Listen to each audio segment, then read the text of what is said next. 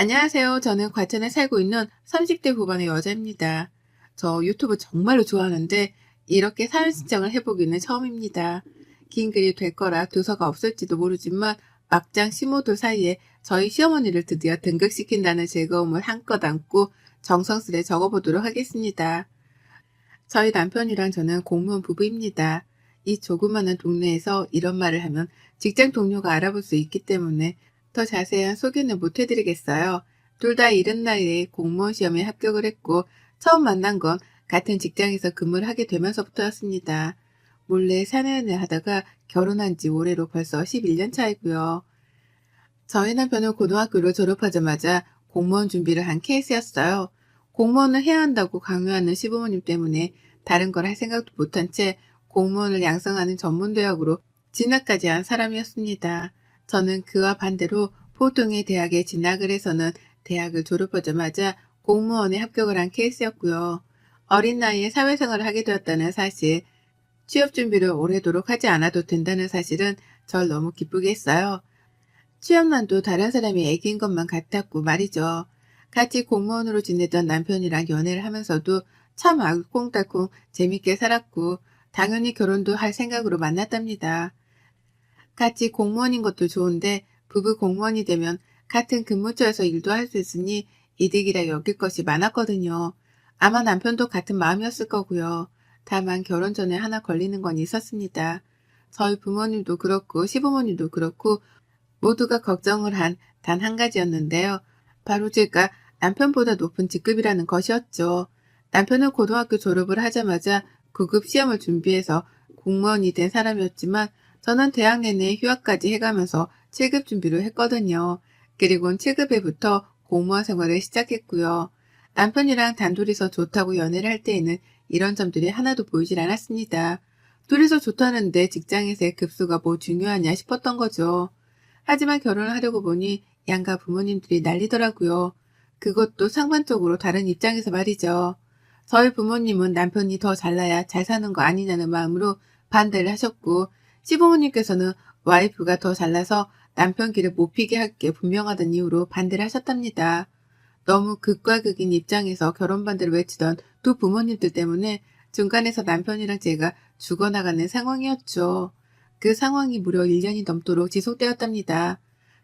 극적으로 결혼 허락을 받아낼 수 있었던 데에는 저희 남편의 역할이 컸어요. 저희 부모님 앞에서 무릎 꿇고 빌며 결혼 허락을 받았고 시부모님 앞에서는 저에 대해 좋게 말해주며 끈질긴 설득의 설득을 이어갔거든요. 1년이 넘도록 말이죠. 그러니 양가 부모님들도 서로가 오죽 좋으면 이러겠냐는 마음으로 서서히 마음을 풀어주셨고 그렇게 저희는 부부가 되어 식도 올리고 자식도 둘 낳고 잘 살게 되었답니다. 하지만 잘 살게 되었다고 설명하며 끝나면 좋겠는 저희의 결혼 생활은 어째 갈수록 산으로 가는 듯 시작했어요. 분명 하고 싶어 죽겠던 결혼 승낙도 받아냈고 아이들도 낳고서는 제법 잘 사는 듯 보였는데도 결혼 생활이 전혀 즐겁지 못했어요. 오히려 내가 괜히 결혼을 해서 이런 수모와 곤욕을 당해내고 있다는 생각에 우라통이 여러 번 터지는 날도 다반수였죠. 바로 시어머니의 그 말 같지 않은 농담 때문이었습니다.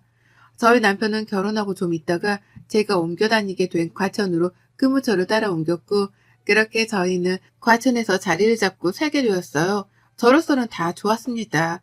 남편한테 직장이 가까워진 게 다행이기도 했고 친정이 바로 옆에 있는 안양이 있었는지라 뭐든 서울 살 적보다는 마음이 편했거든요. 하지만 문제는 시어머니셨죠. 시댁이 고양시에 있거든요. 서울에 살짝만 하더라도 시댁이 친정보다는 가깝다는 걸 위안 삼으며 자주 인사도 하러 오고 안부도 여쭈러 오라고 불러내기 바쁘셨던 어머님이셨는데요. 저희가 아예 과천에서 자리를 잡고 살기 시작하니 불같이 화를 내셨습니다. 결국 와이프 따라 와이프 친정이 가까이 있는 과천으로 갔다면서 이게 다 전부 제 탓이란 듯이 화를 내셨어요. 남편을 꼬드겨서 친정 옆으로 처가살이라도 하러 간 것 마냥 말이죠. 남편이 직장 가까이에 살 수 있게 되어 너무 좋은데 왜 화를 내냐며 시어머니를 설득하고 달래보려 했지만 어머님은 무려 몇 개월간이나 저에게 삐져 말도 안 거셨어요. 그러면서 다시 얼굴을 뵙게 되었을 때 굽신거리며 인사를 하는 제게 토라졌다는 식으로 말씀을 하더라고요. 내가 언젠가 이렇게 될 줄 알고서 결혼을 안 시키려고 한 건데 얘는 벌써 둘이고 라고요. 언젠가 제가 제 뜻으로 남편을 휘두를 거란 걸 알았다며 별 말 같자는 소리를 너무나 맞다는 식으로 당당하게 뱉어대셨습니다. 제 얼굴이 붉어지는 건 신경도 안 쓰셨어요. 제 기분이 나쁜 건 당연히 무시를 하셨고요. 그리고 그때 두 번 더 깨우쳤죠. 원래 어머님이 아들 생각만 한다는 걸 알고는 있었으나 시어머니하고는 정말 가까워질래야 가까워질 수가 없겠구나 하는 걸 말입니다. 손주 손녀를 낳기까지 한 며느리인데도 여태 아들 깃 빨아먹고 살진 않을지에 대해서 경계하기만 하는 시어머니하고는 저도 친해지고 싶은 마음이 없었고요. 그래서 최대한 갈등만 만들지 않으며 살고자 노력했습니다. 여전히 명절이 찾아봐도 코앞인 친정보다 시댁을 먼저 찾았고요. 제 생일엔 아무런 축하 인사도 받지 못했음에도 불구하고 어머님, 아버님 생신 때에는 꼬박꼬박 선물에 용돈도 보내드리며 축하 인사를 전했어요. 아이들 보고 싶다고 하시면 섭섭하실까봐 주말에 당장 찾아뵈었고 그 밖에도 자잘한 요구들은 당연하다는 듯이 들어드리며 지냈습니다. 이렇게 가까이서 지내버릇하면 과천으로 이사를 간 것에 대해서 덜 속상해하실 거라 생각을 했어요. 이 이상으로 친하게 지내며 모녀 같은 시어머니와 며느리 사이를 만들고자 하지는 않았고요. 하지만 갈등 없이 잘 지내는가 싶다가도 꼭 한 번씩 시어머니의 말씀 때문에 제 속이 뒤틀리곤 했습니다. 제가 할도리만 잘하고 지낸다면 욕먹을 일도 없고 갈등을 일으킬 일도 없을 거다 생각했거든요. 그러나 잘하면 할수록 자주 듣게 되는 시어머니의 그 얼토당토 없는 농담들 때문에 마음 편할 새가 없었어요. 지금 생각해보면 잘 지내고 있다고 여겼던 그 순간들까지도 사실은 시어머니께 농락을 당하고 있었던 것 같습니다. 저희 어머님이 농담을 참 밥 먹듯 하세요. 저희 부부가 과천으로 이사를 오고 나서 한동안 삐졌다가 다시 대화를 나누기 시작한 그 시점부터 농담을 참 잘도 던져대기 시작하셨죠. 오랜만에 아이들을 모두 다 데리고 시댁을 갔더니만 어머님이 그러시더라고요. 아이고 과천 갔다 죽은 줄 알았잖아. 우리 아들 호래비 된 줄 알았는데 이제 보니 며느리가 살아있는 있네. 라고 말입니다. 전 당연히 농담인 줄 알고 웃어 넘겼습니다. 기분이 살짝 나쁘고 빈정이 상하긴 했지만 이 말을 너무나 활짝 웃으면서 말씀을 하셨는지라 다른 선택의 여지가 없었어요. 그저 농담인 줄 아니까 맞받아치지 않고 웃어 넘기는 걸 택한 거죠. 하지만 어머님은 이런 제 반응이 재미가 없었는지 그 후로도 기분 더러운 농담을 참 자주 하더라고요. 예를 들면 이런 것들이었죠. 요리를 도와드리겠다고 옆으로 가기라도 하면 아이고 부엌 무너지겠다. 너 그 꼴 못 벗어나면 우리 집 부엌 무너진다. 그러고도 뭘 먹겠다고 부엌에 들어와. 라고 하면서 제가 살이 쪘다고 뭐라 그러시는 거예요. 부엌이 무너진다는 말을 농담이라면서 키득키득 거리는 채로 말입니다. 여자한테 살 문제가 얼마나 기분이 나쁜데 어머님은 그걸 너무 뻔뻔하게 하셨어요. 그리고는 굳어진 제 표정에 활짝 더 웃으면서 농담인데 얘 봐라. 뭐가 틀려서 기분이 나쁜 거니? 아니다. 이것도 농담이야. 라고 말씀을 하셨고요. 얘들한테 자잘한 일로 훈육을 하고 있으면 아이고 다 너 닮아서 그러는 건데 뭘 그러냐. 엄마 판박이라 귀엽기만 하구만. 그걸 뜯어고치겠다고? 내버려둬. 사단께도 3년이면 풍어를 읊는다는데 네 옆에서 자란 애들이 뭘 어쩌겠냐. 보고 탐는 수밖에. 라고 하면서 혼육이 주제넘는다는 식의 표현도 하셨답니다. 그게 무슨 소리냐면서 역정이라도 내면 아이고 농담한 거 가지고 쟤는 또 진지하게 저런다. 내가 무서워서 무슨 농을 못해. 라고 제게 민감하게 굴지 말라 말씀을 하셨네요. 너무 기분이 나빴어요. 난 분명 웃지 못하는 말들인데 어머님은 뭐가 그리 웃긴지 계속해서 웃어 보이기만 하셨으니까요. 나를 얼마나 호구로 봤으면 사람이 기분 나쁠 뻔한 말들을 던지면서도 눈치 한번 안 보고 사과 한번 안 하나 싶었답니다.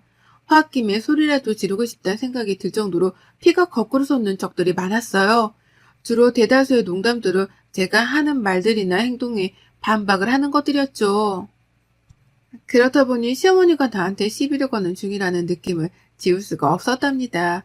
기분 나빠라 하면 저 혼자 꽁해서 저런다고 또 무안을 주니 저 혼자 화가 났다고 민망해 하기까지 하며 감정의 롤러코스터를 타기 바빴어요.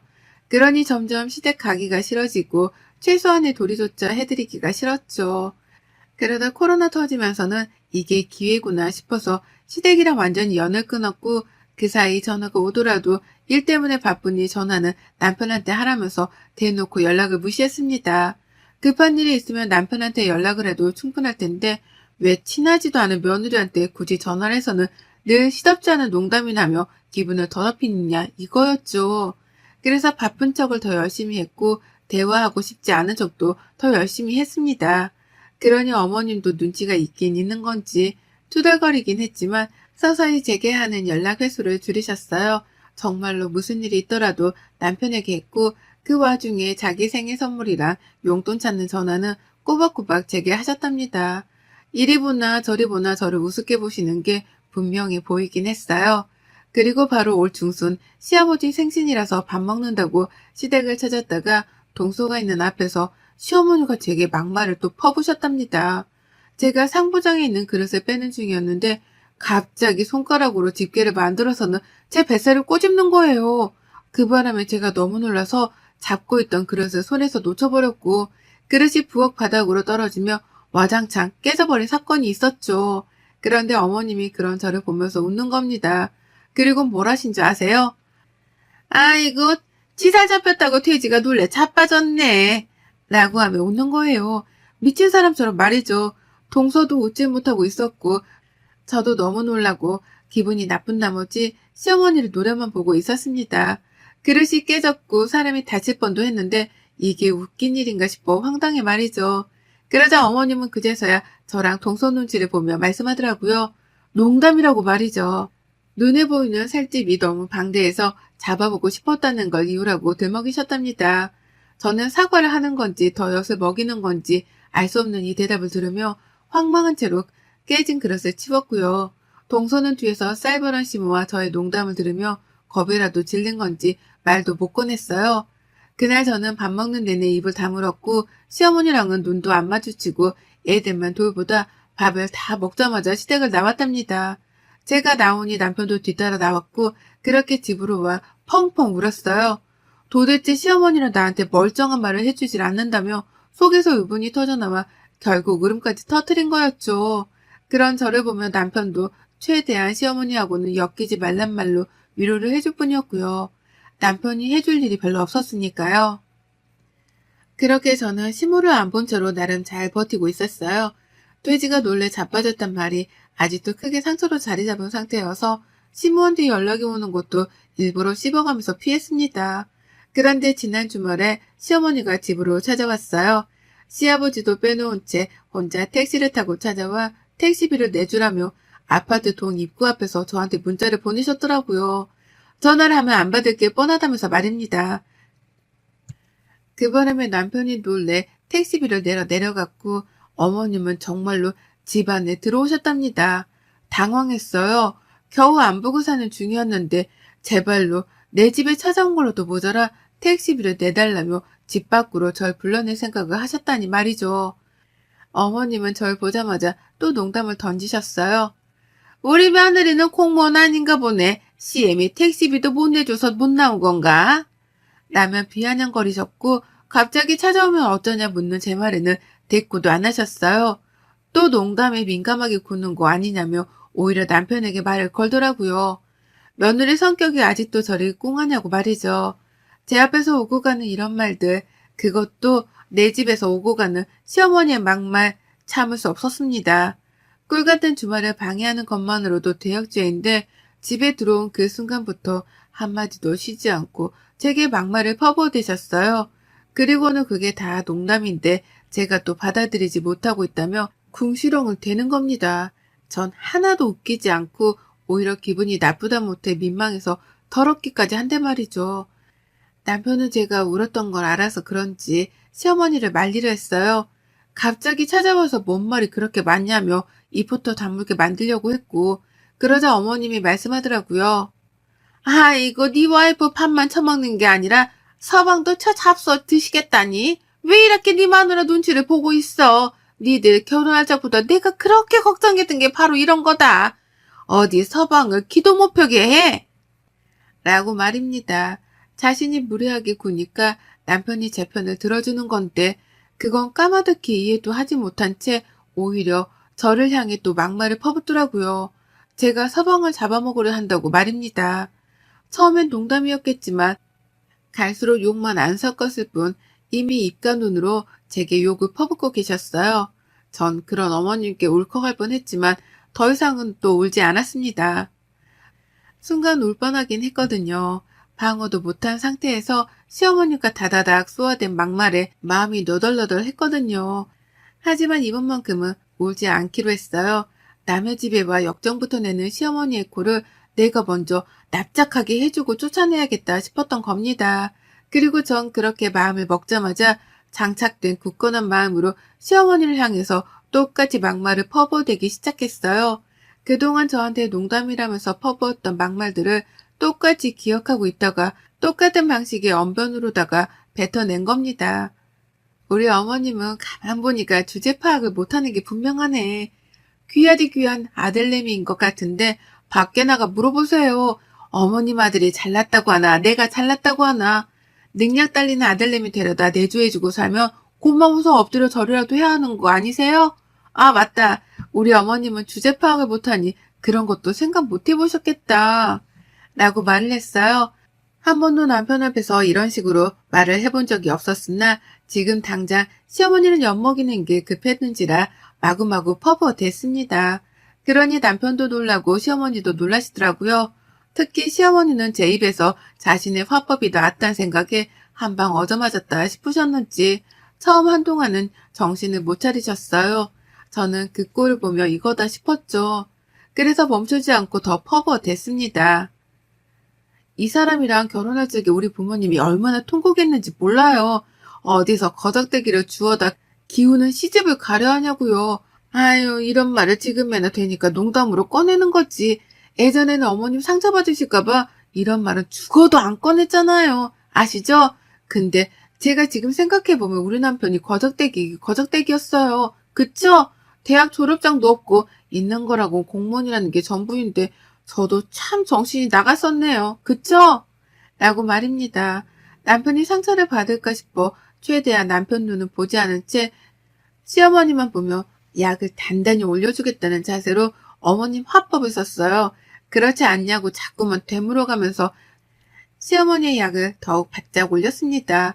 그러면 남편이 잠시 시선을 회피하며 바닥을 쳐다볼 때 괜히 남편을 업신여기는 듯한 표정으로 째려봤죠. 시어머니는 그런 저의 표정을 다 보고 있었고요. 그리고 곧이어 반응이 튀어나왔습니다. 많이 기다릴 필요도 없었어요. 자기 아들이 그간 집안에서 며느리한테 이런 취급을 당하고 있었나 싶었는지 아주 충격을 받은 표정으로 저를 바라보셨어요. 어찌나 충격을 받으셨는지 처음 한동안은 제 이름도 못 부르고 말을 더듬으셨답니다. 그러더니만 너 이게 뭐하는 짓이야 내 앞에서? 내가 보는 앞에서 내 아들한테 뭐? 거적대기? 야, 너 대학 졸업장만 있으면 다냐? 너 설마 네 남편한테도 지금껏 있다고 얘기한 거야? 라고 하면서 남편과 저를 번갈아 막 서럽다며 눈물을 글썽거리더라고요. 화도 났는지 목소리도 점점 커졌고요. 그래서 제가 아이고 농담을 농담으로 못 받는 거 보니까 그간의 아들내미가 저보다 기울어진다는 걸 알고는 계셨었나 보네요. 왜 그러세요? 어머님 좋아하는 농담을 저도 해드린 것 뿐인데 뭐 상처를 크게 받았나 보네요. 이제라도 주제 파악을 하신 건가? 라면서 더 크게 웃어 보였습니다. 어머님이 그간 저한테 하셨던 것처럼 저도 농담인데 왜 그러냐며 막 웃어 놀렸어요. 더 야구를 하고 바짝 웃었죠. 그러자 어머님은 우라통이 너무 나셨는지 감정을 주체하지 못하고 막 소리를 지르셨고 그걸 말린다고 남편은 어머님을 끌어안았어요. 순식간에 집안 분위기는 개판이 되었고 어머님은 급기야 화를 내다 울음을 보이셨습니다. 그리고 전 그 타이밍을 절대로 놓치지 않으려 했어요. 우는 시어머니의 얼굴을 보고 사과를 하기는커녕 더욱 바짝 약을 올리다 못해 속 터지게 해드리고자 했답니다. 우는 어머님 앞에서 아이고 우리 어머님 그간에 모자란 아들한테 시집온 저한테 미안한 게 많으셨나 보네요. 왜 우세요? 하긴 뭐 나 같아도 내 자식을 이렇게밖에 못 키워놓고 더 잘난 며느리한테 장가보내면 미안해서라도 며느리한테 엎드려 절만 하고 살겠어요.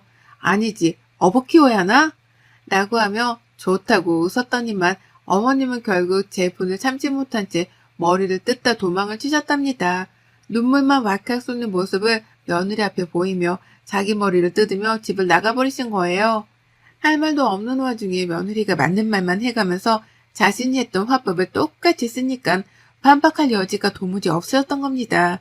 그러니 도망을 가는 방법을 택할 수밖에 없었던 거죠. 저는 도망치는 어머님을 잡지 않았고 나가 붙잡으려는 남편을 붙잡았어요. 내가 지금껏 이런 식의 농담을 어머님으로부터 당하고 살아왔다고 말을 하니 남편은 바로 시어머니를 따라가게 포기했답니다. 그리고 전 어머님이 엘리베이터를 채 타기도 전에 들으라며 문을 쾅 소리까지 내며 먼저 닫아버렸어요. 두 번 다시 내 집으로 먼저 들어올 생각도 하지 말란 일종의 경고였죠. 그리고 그날에서야 저는 비로소 지난 세월 동안 시어머니로부터 들었던 수모를 말끔히 씻는 듯한 개운함을 느꼈답니다. 한두 번도 아니고 매번 그런 식의 비아냥거리며 내 속을 뒤집는 게 참 역겨웠는데요. 자기야도 욕보이는 말을 더 해가면서 똑같은 화법으로 쏘아대니 바로 나가 떨어질 줄이야. 이렇게 쉽게 어머님이 무너질 줄을 상상도 못했네요. 그간 얼마나 자신의 아들을 핸디캡으로 생각했으면 저리 민감하게 반응을 하실까 싶어서 오히려 지금은 우습기까지 합니다. 이제는 저 스스로에 대한 방어를 충분히 한 후 시어머니를 마주할 생각이에요. 뭐라도 또 한마디를 하신다면 이날 어머니께 뱉어낸 막말 그대로 복사 붙이기를 해서는 시어머니께 또 들려드릴 거랍니다. 아들 생각해서라도 며느리 앞에서 잘하라고 말이죠. 그럼 어머님은 또 자존심이 상해 화를 못 이기다 저에게서 도망을 치시겠죠. 전 이제 더 이상 어머님이 무섭지도 않고 피하고 싶지도 않습니다. 무슨 말을 해야 어머님의 입을 꾹 다물게 할 수 있는지에 대해 잘 알기 때문에 늘 이날의 대화를 제 입안에 장착하고는 어머님을 뵐 거예요. 벌써부터 다음번 만남이 기대가 되는 것도 참 신기할 따름이네요. 여러분의 생각은 댓글로 남겨주세요. 오늘도 시청해주셔서 정말 감사합니다.